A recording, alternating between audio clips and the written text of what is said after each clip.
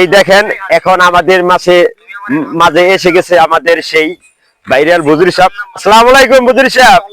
I am to come back. এটা কোন জায়গায়? কামিয়ার।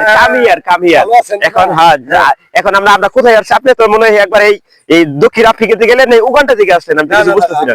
হ্যাঁ, এইটা মনে করেন যে সৌদি থেকে ভাড়া করছি।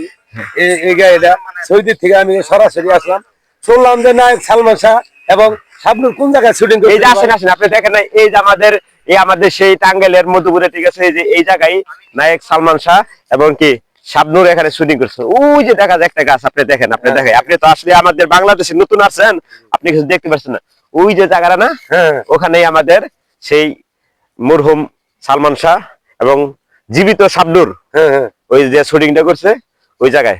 আপনারা যারা আসেন নাই, এই যে আমাদের সেই উগান্ডা থেকে আসছে, এই উগান্ডা থেকে যেভাবে আসছে, আপনারাও সেই ঠিক সেভাবে আইসা আমাদের সেই জায়গাটা দেখে যান। তো এই যে আমরা রুহুল ভাই যাকে না দেখলে নাই করে এই তার মুখামুখি হয়েছি গাইস।